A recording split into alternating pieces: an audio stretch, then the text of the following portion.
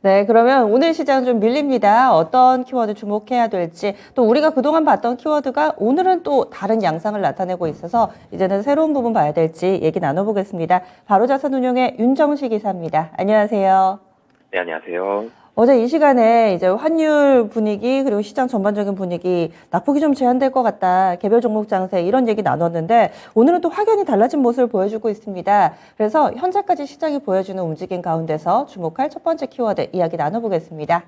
어떤 부분을 집중해야 될까요? 오늘 시장 전체적인 큰 범위에서 미국 시장 상승에도 불구하고 우리 시장 조정을 받고 있다. 조정폭이 점차 커지고 특히나 잘 나갔던 종목군들, 잘 나갔던 시장인 코스닥이 더 크게 단기간 내에 좀 빠르게 밀려 내려가고 있어서 이 부분 분석이 필요해 보입니다. 어떤 이유에서일까요? 네, 사실 시장이 오늘 상승해야지 맞거든요. 이 미국 시장 상승했고 전일 국내 시장도 좀 힘이 없었던 부분들도 있고 그래서 국내 시장 오늘은 뭐 크질 않지만 소폭 상승을 대부분 예상을 했을 텐데 보기 좋게 깨졌습니다. 코스닥이 특히 한 1% 이상 좀 하락을 하고 있고요. 코스피도 뭐 크진 않지만 0.2% 정도, 5포인트 정도 하락을 하고 있는데 문제는 이 하락폭이 조금씩 계속 커지고 있다라는 게 지금 좀 오늘 시장의 모습상으로는 좀 좋지 않은 모습이고요. 최근에 시장을 보면 지수 예측하는 거는 어렵지 않았었거든요. 지수가 2400에서 2500 사이이고 미국 시장 움직임들 대략적으로 봐서 국내 시장 움직임들 이렇게 나타날 거다. 기술주가 오늘은 좋을 거다. 오늘은 반도체가 좋을 거다. 이런 모습들이 예상하는 게 큰 이변이 없었는데 오늘 같은 경우는 어제 미국 시장 상승에도 불구하고 하락을 하고 있습니다. 그래서 그 하락이 추세적이 될 것인지 어느 정도까지 갈 수 있을지 그리고 하락의 원인은 뭘지 뭐 이런 부분들을 좀 말씀을 드리고 싶은데요. 우선은 외국인 수급이 좋지가 않습니다. 코스닥 같은 경우는 특히나 더 크게 외국인 1,400억 순 매도를 하고 있고요. 코스피가 외국인 한 1,000억 정도 순 매도를 하고 있습니다. 기관은 코스피에서 275억 소폭 순 매수를 보여주고 있고요.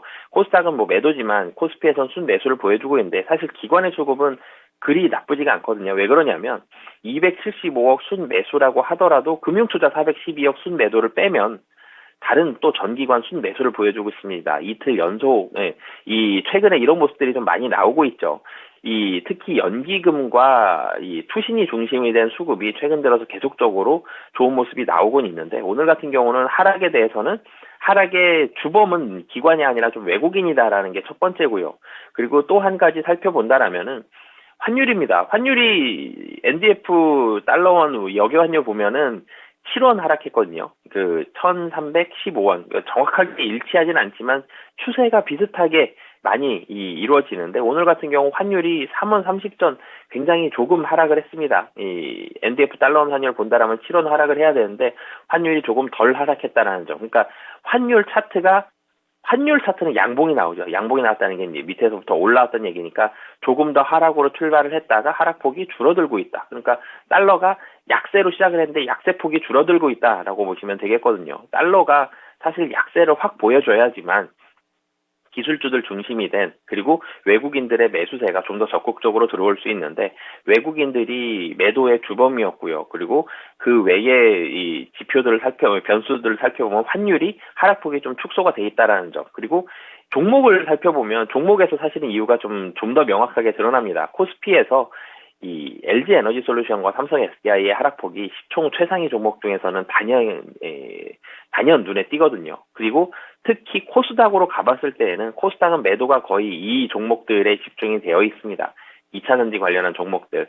이 최근에 국내 시장 에코프로가 거의 모든 걸 말해줬었는데 코스닥 시장에서는 에코프로 BM하고 에코프로가 2%가 넘게 하락하고 있고요. 그 외에도 LNF도 하락을 하고 있고 뭐 첨보도 하락을 하고 있습니다.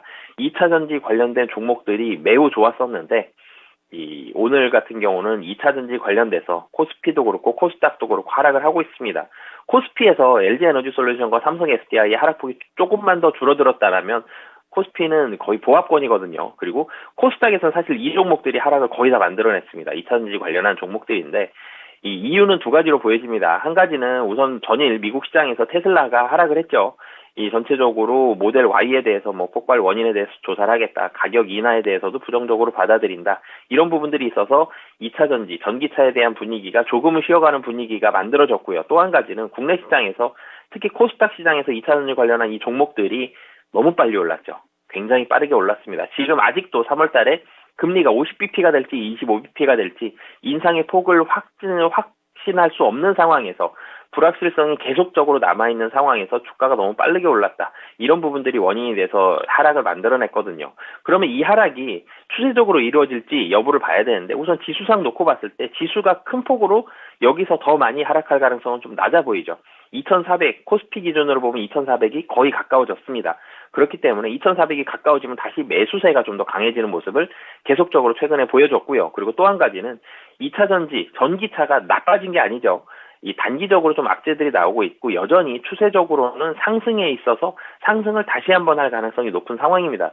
2차 전기차는 산업 자체가 발전하고 있고 최근의 분위기도 실적이 올라가고 있는 상황이기 때문에 그렇게 본다라면 차익 실현 매물이 하루 이틀 정도는 더 나올 수는 있지만 결론적으로는 반등한다. 그런 부분들까지 본다라면 오늘 조정은 좀 아쉽지만 이 조정이 추세적으로 길게 이어질 가능성은 좀 낮아 보인다. 라고 보시면 될 것 같습니다. 그 부분이 궁금했습니다. 추세적 하락의 시작인가? 오늘 이 하락의 의미가 궁금했는데 하루 이틀 정도는 더 이어질 수 있겠지만 장기적으로 이렇게 시장이 눌릴 것 같지는 않다. 하방의 지지력이 상당히 좀 강한 부분을 다시 한번 좀 짚어주셨는데 그러면 다음으로 이렇게 좀 조정받을 때 우리가 주목해야 될 키워드 어떤 게 있을까요? 보겠습니다. 오늘 장 전반적으로 우리가 봐야 될 키워드 펀치 확인해 보시죠. 네, 그동안에는 로봇이나 AI 그리고 2차 전지에 관련된 키워드들 계속해서 좀 이야기를 나눴었는데요. 오늘은 조금 다른 키워드 준비되어 있습니다. 전체적으로 보시면은 그동안 관심받지 못했던 보험, 건설 이쪽으로 강세 움직임이 나타나고 있고요. 현재 건설 업종 내에서도 대부분의 종목군들이 강한 움직임을 나타내고 있습니다. 이것도 오늘 장의 굉장히 큰 특징이 아닐까 해요. 계속 똑같은 키워드만 보다가 건설 섹터의 이런 상대적인 강세 정말 오랜만에 봅니다. 어떤 의미가 있을까요? 우선은 건설이 추세적으로 확 좋아졌습니다. 이까지는 아니죠. 건설은 아직도 리스크가 많이 남아있고 특히 지방사업장 같은 경우는 여전히 좋지가 않습니다. 지금 이 은행들이 대출이 나갔죠. 금융기관들이든 어디든 대출이 나갔는데 이 대출에 대해서 이자 상환을 못하거나 아니면 상환 기일이 되는데 리파이낸싱을 하지 못하게 됐을 때 혹은 PF를 올리지 못하게 됐을 때 기한이익 상실이 된다 그러죠. 연체가 발생을 하게 됩니다. 연체를 어느 정도 기다려주다가 그 이후에도 답이 보이지 않는다. 그러면 경매나 공매를 진행하게 되는데 이 경매나 공매에 대해서 지금 거의 역대급으로 밀려 있습니다. 경매를 지금 들어가는 사업장이 있다. 토지가 있다. 부동산이 있다. 그러면 약 9개월 이상을 기다려야 될 정도로 경매 물량이 굉장히 많이 밀려 있고 대부분 지방 물건으로 많이 밀려 있는 상황이거든요. 여전히 PF 환경은 어렵습니다. 어려운데 오늘 왜 상승하는지를 본다라면은 이 한숨을 좀 돌릴 수 있을 만큼의 시간을 어느 정도 벌었고 이 위기를 어느 정도는 조금씩은 타개해 가고 있는 모습들이 최근에 보여지기 때문에 건설주들이 반등한다라고 보시면 되겠는데요. 우선은 건설주에 대한 리스크 이 롯데건설과 태영건설로부터 시작이 됐습니다. 두 회사 모두 3개월짜리 전단체를 많이 발행을 하면서 이 두 회사 모두 롯데건설은 롯데그룹이고요. 태영건설은 SBS그룹주입니다. 굉장히 탄탄한 이런 이 대기업들의 그룹주 속해 있기 때문에 신용 등급이 상당히 좋았고요. 3개월짜리 단기 CP를 발행하면서 상당히 저금리에 자금 조달을 잘 했었습니다. 그러다가 작년 하반기부터 유동성 경색이 왔죠. 레고랜드로부터 촉발된 이런 사태로 인해서 유동성 위기가 오면서 이 두 대형 건설사, 약 10위권 정도에 있는 두 대형 건설사가 유동성 위기가 왔었는데 롯데건설은 메리츠로부터 자금을 지원을 받았고요. 태영건설은 KKR로부터 자금 지원을 받으면서 유동성에 한숨을 돌렸습니다. 이 두 초대형 건설사는 이제는 이 부도 위기라든지 이런 부분들로부터는 한 발짝 떨어져서 볼 수 있을 만큼 이제는 숨을 쉴 수 있을 만한 이런 환경이 됐고요. 또 그 다음으로는 부동산 시장이 안 좋은데요. 이 정부에서 이제는 적극적으로 개입을 하고 있습니다. 허그 보증이라든지 HF 보증이라든지 여러 가지 보증에 대한 부분들을 좀 더 적극적으로 정부에서 늘려주면서 그리고 부동산 관련한 규제를 계속적으로 풀어주고 있죠. 그럼 부동산 관련해서는 분위기가 조금씩은 나아지고 있다. 그리고 무엇보다도 정부가 우리를 부동산을 도와주고 있다라는 부분들에 대한 인식이 커지면서 대형 건설사들, 대형 주요 사업장들에 대해서는 정부에서 도와주겠구나. 이런 부분들에 대한 투자 심리도 좋아지고 있고요. 마지막으로는 증권사와 저축은행 쪽에서의 자금 지원들입니다. 우선 증권사는 이 여러 가지 단기물들을 발행을 해주면서 건설 현장들에 대한 시간을 좀 벌어주고 있는 모습들이 있고 저축은행들 같은 경우도 PF 협약을 통해서 이 PF 대출이 나갔던 부분에 있어서의 연장을 계속적으로 진행을 해주고 있거든요. 정부도 열심히 도와주고 있고요. 그리고 그 외에 민간 금융기관들, 증권사, 이 은행, 저축은행들까지도 많은 부분들을 협조를 하고 있기 때문에 이제 건설 사업장들 여전히 좋지 않긴 하지만 최악으로 갈 가능성은 매우 낮다라는 부분들이 건설주들에 들어가면서 이런 부분들이 건설주에 대한 반등을 만들어내고 있습니다. 그러면 건설주들이 오늘 상승하는데 그러면 여기도 좀 추세적으로 갈지 얼마나 좋을지를 봐야 되는데 우선은 건설주들 자체적으로는 단기적으로는 충분히 반등이 가능합니다. 왜냐하면 너무 많이 떨어졌고요.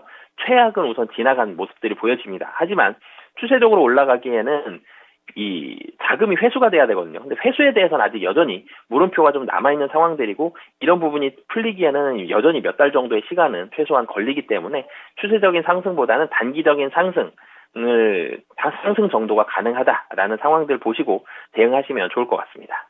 추세적인 상승은 아니고 단기 상승 정도다. 오늘 건설주의 의미까지 알아봤습니다. 자세한 말씀 고맙습니다. 네, 감사합니다. 네, 이렇게 바라자산 운용의 윤정식 이사와 함께했습니다.